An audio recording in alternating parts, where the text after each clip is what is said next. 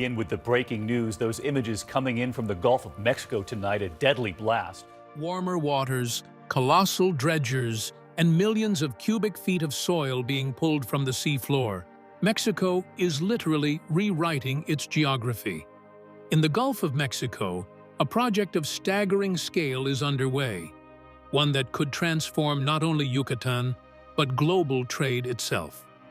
Yet beneath the engineering triumph lies a deeper mystery. What is truly driving this unprecedented soil extraction?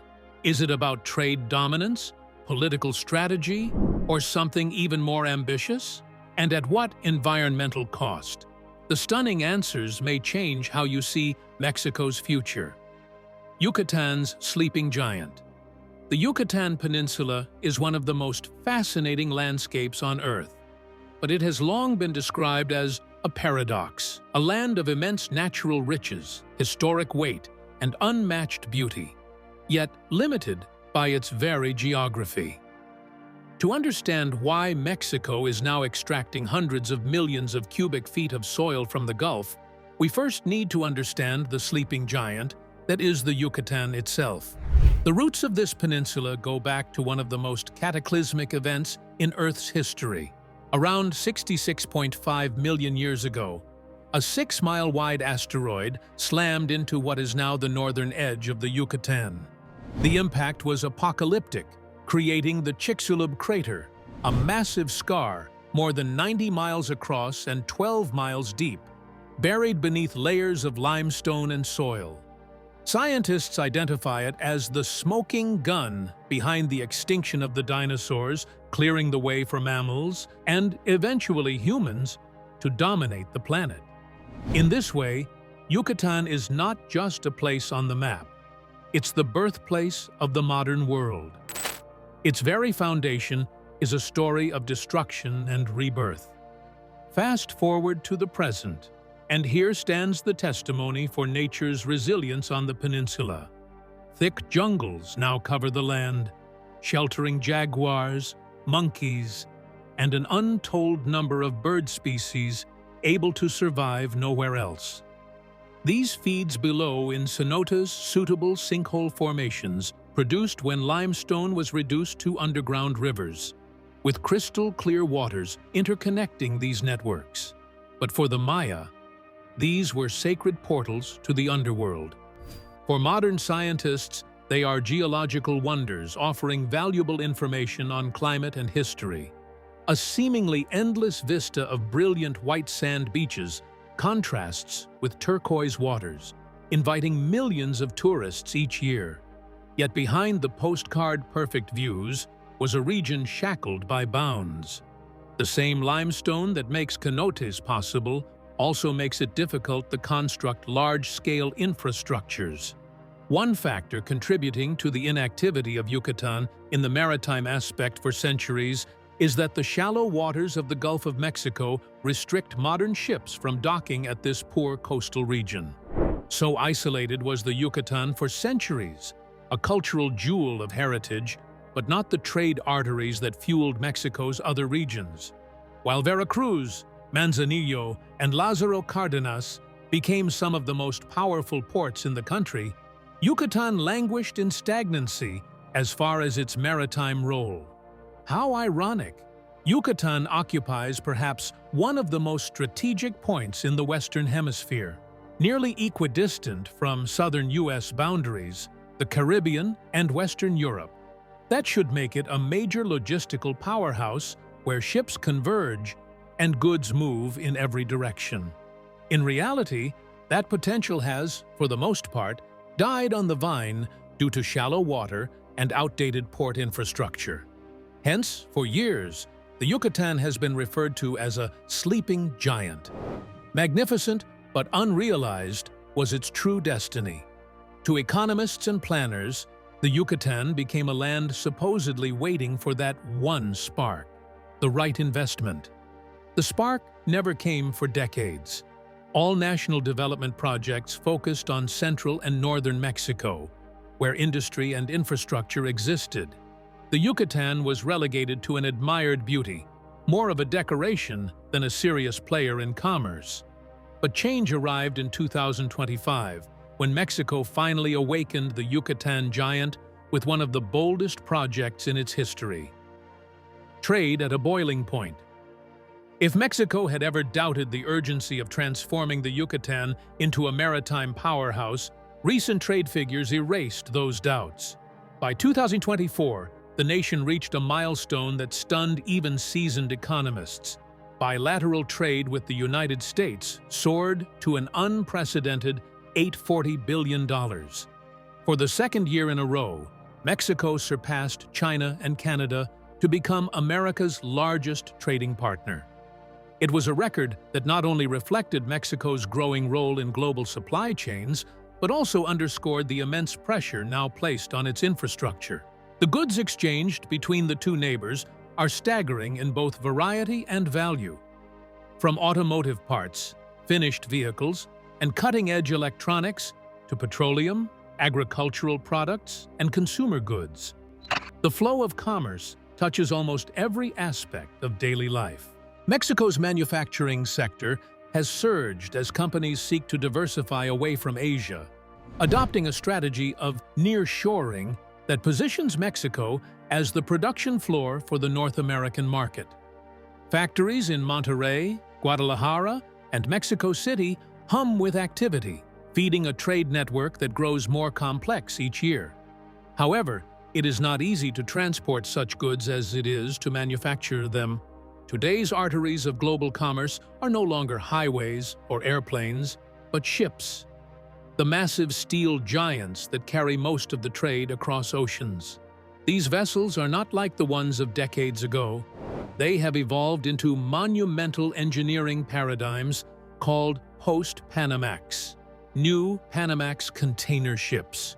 Some of them are nearly 200 feet in length, 3 football fields together, and up to 24,000 containers could be borne at once.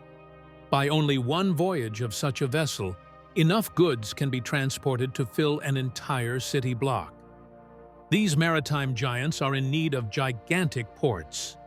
Channels must be really deep with wide widths and state-of-the-art technology to ensure a speedy turnaround and safe passage. As of now, only 5 Mexican ports can accommodate these gigantic ships. Veracruz, Lázaro Cárdenas, and Manzanillo have been able to meet the challenge and are now indispensable nodes of global shipping networks. Nevertheless, glaring is the absence. The Yucatán Peninsula, with all its advantages at the crossroads of the Caribbean, Mexico, and transatlantic routes, not a member of that club. There is irony in that. Geography provides the Yucatán with proximity to Florida, unmediated access to European markets, and a natural gateway to Central America and the Caribbean. But because of shallow coastal waters and decrepit port facilities, it has been left sitting on the sidelines while this great trade boom is occurring. This doesn't begin to speak about the implications of such bottlenecks. If there were a megaport for deepwater access, Yucatan's exports would now be routed through ports like Veracruz, hundreds of miles away. This adds hours, sometimes days, to transit time, creates inflated shipping costs, and diminishes the regional producers' competitiveness. For global shippers operating on margins that are very thin and very tight regarding delivery schedules, these inefficiencies are more than inconveniences. They are deal breakers. Inevitably, companies divert to faster and cheaper routes, many times leaving Yucatán with unrealized opportunities. From the perspective of a few, it is possible that while others may see it as a frustrating situation, analysts maintain that Yucatan's very absence from the deep-water port map is what makes it a ripe opportunity today. Global trade increases, and nearshoring is on the increase, thus putting pressure on gateways to introduce new efficient options. For example, by modernizing its maritime infrastructure, Yucatán could leap into obscurity and become of centennial importance as a deep-water port. Such a port would completely de-stress existing facilities, while also opening up new avenues of trade direct from North America to Europe and the Caribbean. The stakes are appallingly high. The booming trade with the U.S. is not just a tempest in a teapot. It is a structural change in the global economy that changes everything. Supply chains are reorganizing, with Mexico being the focal point. The question is whether the infrastructure will keep pace, or bottlenecks, such as that in the Yucatán, will cause the country to stumble, just as it is revving up to new heights. And nowhere is this gap clearer than in Progreso, the port with the world's longest pier, but a channel too shallow for the future. The pier to nowhere. If there is one place that captures both the promise and frustration of Yucatan's maritime ambitions, it is the port of Progreso. On paper, it is one of the most remarkable ports in Mexico. Home to a structure so unique, it has drawn international attention for decades. The world's longest pier, a concrete ribbon stretching nearly 4 miles into the Gulf of Mexico. From the air, it looks like a highway reaching toward the horizon, an engineering feat that seems to defy nature itself. The pier was born out of necessity. Yucatan's coast is marked by extremely shallow waters. For centuries, this limited large vessels from docking directly on shore, forcing goods to be shuttled back and forth on smaller boats. A costly and time-consuming process. In the late 1930s, engineers devised an ambitious solution, a pier that extended far enough into the Gulf to reach waters deep enough for ships to dock. It was a bold vision, a declaration that Yucatán could overcome its natural barriers and stake a claim in modern trade.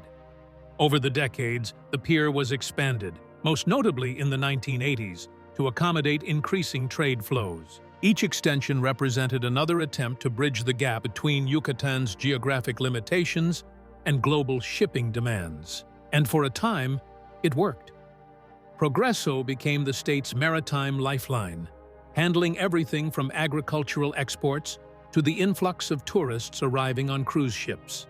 Yet, as the global shipping trade matured, the limitations of Progreso became blindingly clear. The depth of the port channel remained at 40 feet, with a channel width of just 492 feet.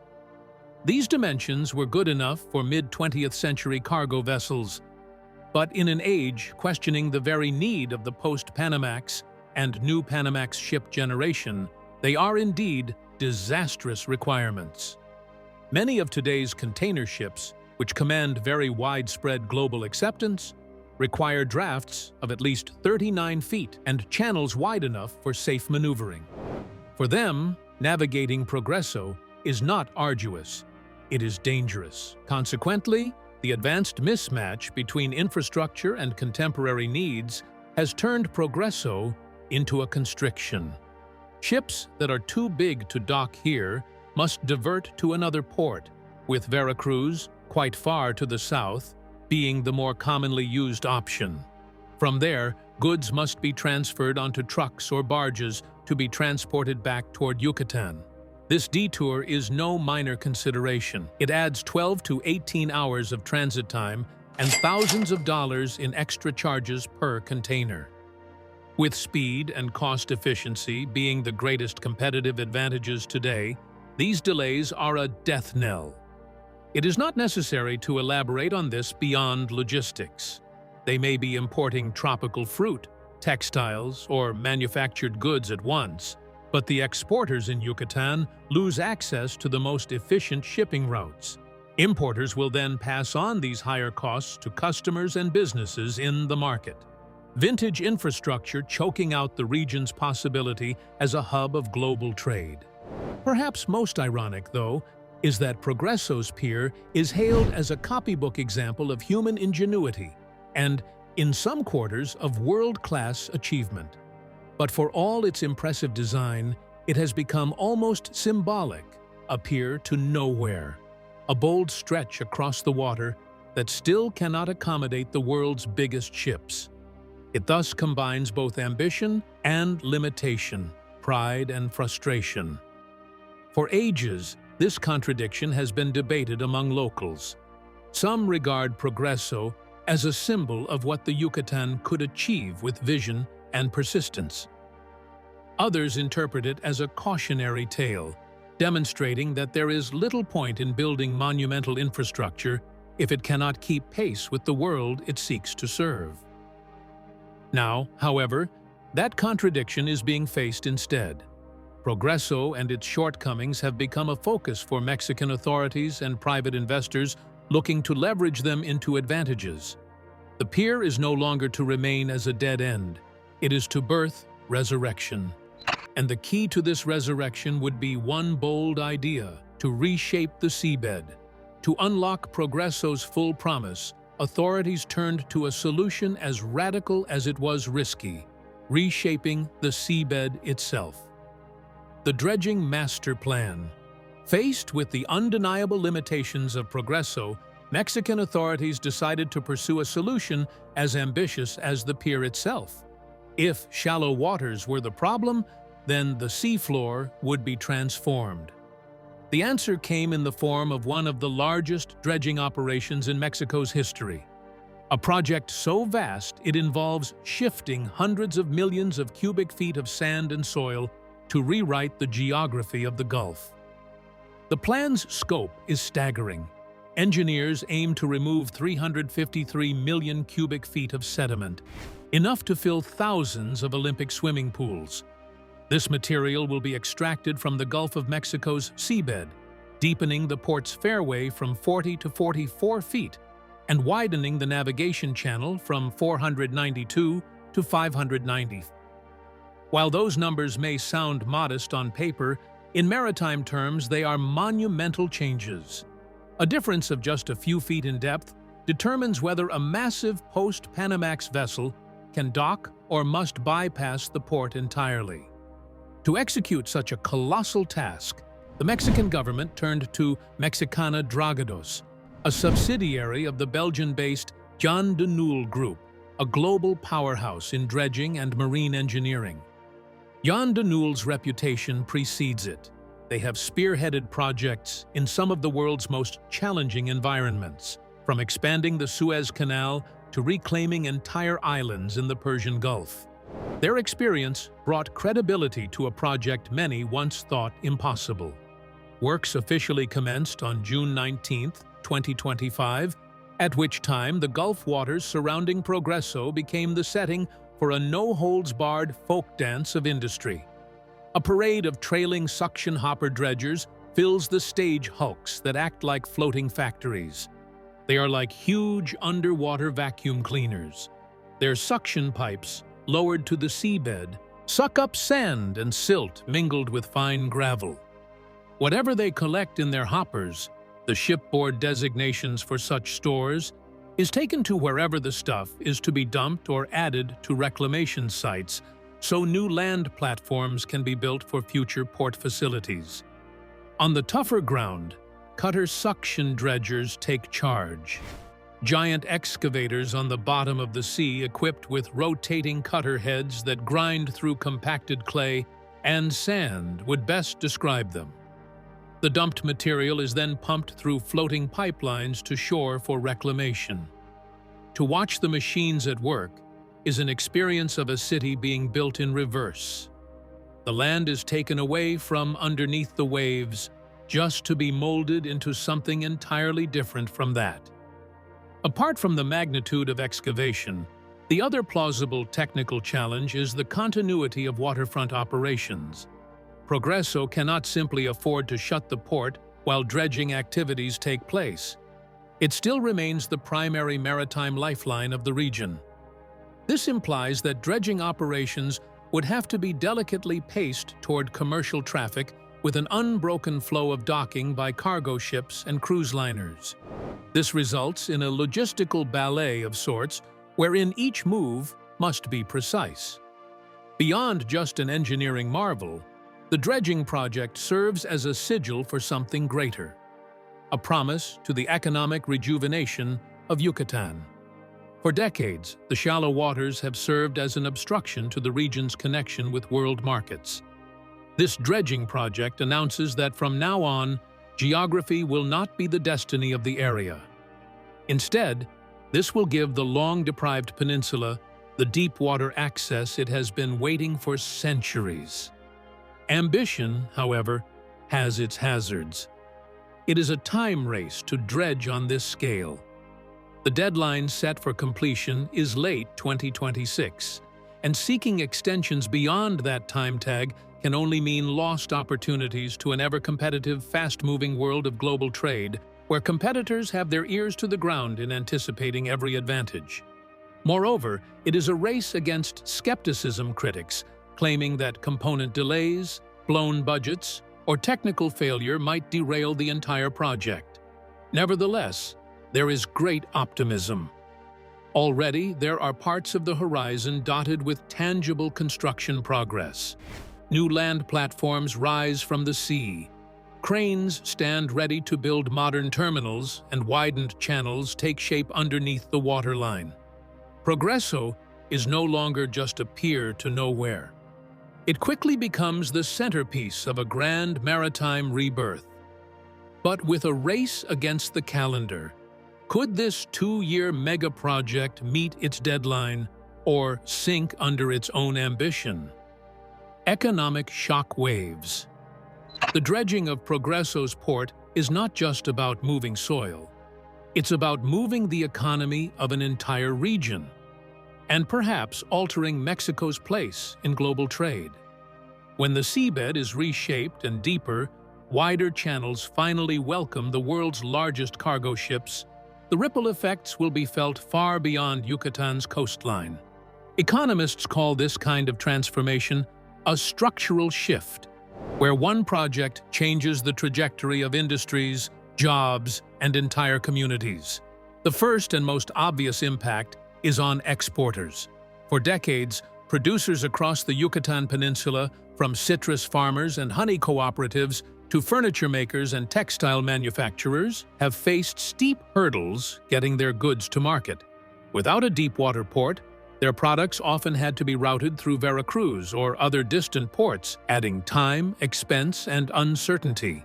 With Progresso modernized, this bottleneck disappears. Goods will reach global markets faster, cheaper, and with fewer logistical headaches. Tropical fruit that once risked spoiling in transit will now arrive fresher. Finished goods will ship directly to Europe and the US without detours.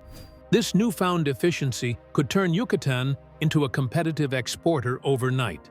On their part, the importers stand to benefit, as predictability will seep into the flow of essential goods: machinery, fuel, electronics, and all the way to consumer products. Dreadful delays have been experienced in the past, with ships waiting to be unloaded at faraway, overcrowded ports. An improved supply chain reliability will have an effect on the overall economy of the peninsula, reducing prices for both businesses and consumers. In an environment where supply chain resilience has been accorded top priority in the global market, this would render Yucatan as probably one of the most dependable entry points into Mexico. The tremors will also be felt by shipping companies. Foreign investors are showing interest in the region like hawks, eyeing an opportunity. Multinational corporations in agribusiness, petrochemicals, logistics, and automobile assembly view the dredging project as the first phase toward establishing an industrial hub. Land by Progresso and Merida has somehow become hot property, and developers are now scrambling in attempts to lock up space for factories, warehouses, and distribution centers. Investors view being close to a modern deep-water port as a cost reducer and speedy access to a market. This formula is simply too good to ignore. The newly coming industries will bring in what will in return create a chain of jobs directly and indirectly. There will be a lot of demand for highly skilled crane operators, dock workers, customs officers, and maintenance crews at the port. Beyond the docks, logistics planners, engineers, environmental specialists, and IT professionals will find opportunities in companies setting up shop nearby. Small businesses, from restaurants and shops to construction firms and service providers, will also benefit from the surge of economic activity. For local families, the port is not an abstract infrastructure project. It is a chance for stability, growth, and upward mobility. Tax receipts will also go up. Increased trade translates into more tariffs, fees, and income, which can all be plowed back into public expenditure. Arrangement of roads, schools, hospitals, and housing projects all would see increments in funding, making up a kind of virtuous circle where infrastructure feeds growth and growth again feeds infrastructure. Already, forecasts suggest that Progresso's trade throughput can double in 5 years from the completion of dredging. If this comes about, it would seal for a long time Mexico's eastern coast as a vital link in the chain connecting North America, Central America, and Europe. Yet every shovel of seabed raises another question. What happens to the fragile Gulf ecosystem being torn apart? Balancing economy and ecology. Every great leap forward comes with a shadow. For Yucatán, the shadow of Progresso's transformation stretches beneath the waves. Dredging on the scale now underway is not just an engineering project, it is an environmental gamble. Shifting 353 million cubic feet of sediment disrupts far more than shipping lanes. It disturbs entire ecosystems that have evolved for millennia in the Gulf's delicate waters. The question isn't whether dredging will have an impact, but whether that impact can be contained. One of the most immediate threats is sediment plumes. When dredgers vacuum or cut into the seabed, they release clouds of fine particles that drift through the water. To humans, it may look like harmless murkiness, but for marine life, it can be suffocating. Coral reefs, seagrasses, and algae beds, all essential to the food chain, can be smothered if sediment settles on them. Fish eggs and larvae may be swept away or deprived of oxygen. Even short-term plumes can disrupt spawning cycles that coastal communities rely on for fishing. To address this, Progresso's modernization plan includes sediment barriers. These floating curtains are designed to contain stirred-up particles and limit how far they spread. Dredging schedules are also aligned with nature's rhythms.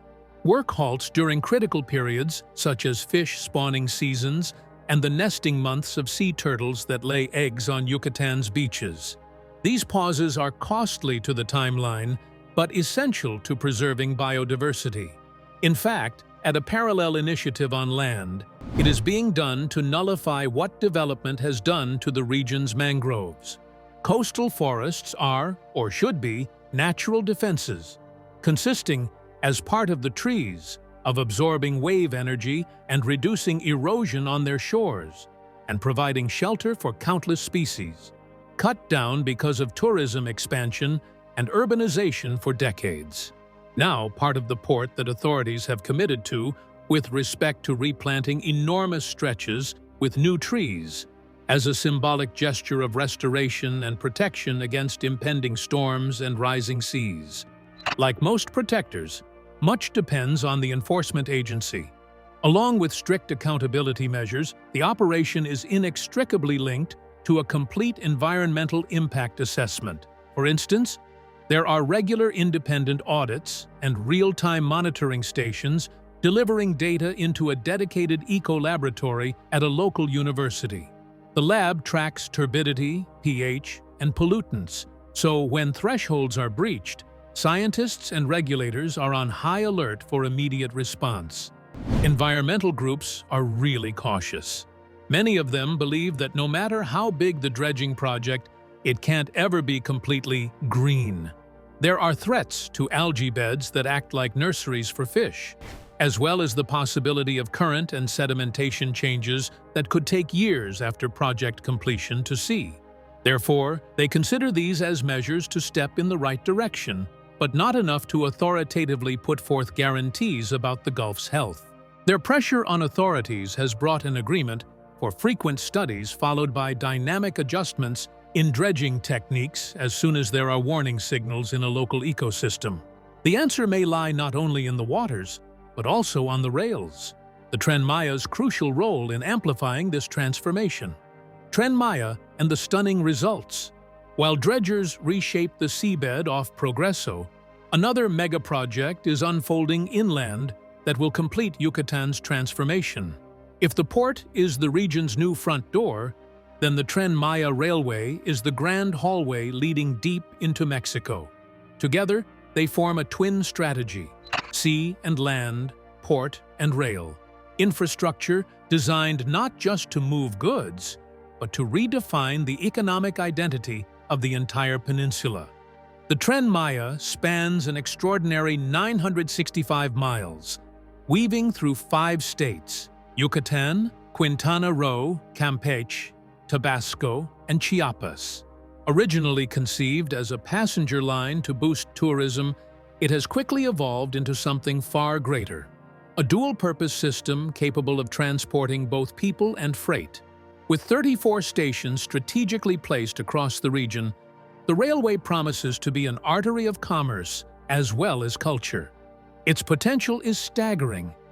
The line is designed to carry up to 25 million passengers annually, while its freight division is poised to become the logistical backbone of southern Mexico. The 43-mile rail link from Mérida to Progreso is the most transformative element for Yucatan's maritime future.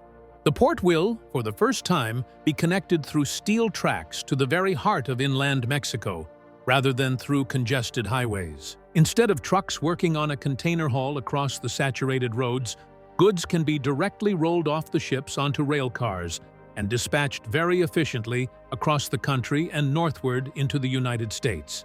Analysts predict that such an integration will provide as much as 20% savings in inland transport costs and halve transit time, a major step up in efficiency.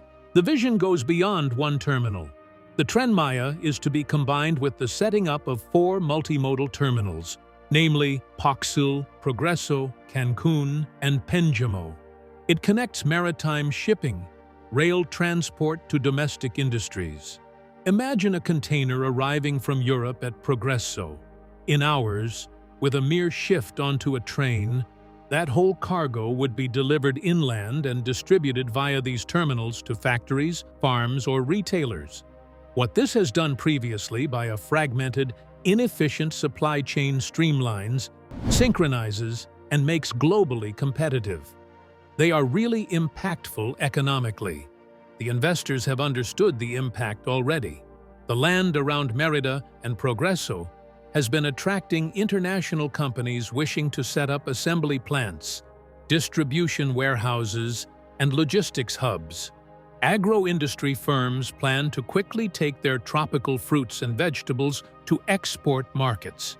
Manufacturers expect decreased costs to ship their finished products from Progreso's underperforming infrastructure. Even small companies, from family-owned honey producers to artisans, may now have new market access that would have previously been too costly to enter. Progreso will emerge after many years of prohibitive waters as the key to this new corridor of trade across and beyond the peninsula. Benefits go beyond trade to local communities. Tourism, still the most flamboyant industry in the region, will be boosted by a new wave of trains coming to town, carrying millions of tourists to the beaches, the archaeological sites, and the cultural hubs of Yucatán. New prospects will open towns along the railway line concerning hospitality, services, and crafts. A synergetic relationship will bring into being thousands of jobs, come covered, construction and logistic jobs, and the long-term resource industries that bind neighborhoods for decades. Mexico's massive soil extraction from the Gulf isn't just dredging, it's destiny being carved from the seabed. The Yucatán is rising as a new hub of trade, jobs, and connection. But the bigger story is balance. Can progress coexist with ecology, or will the Gulf pay the price of ambition?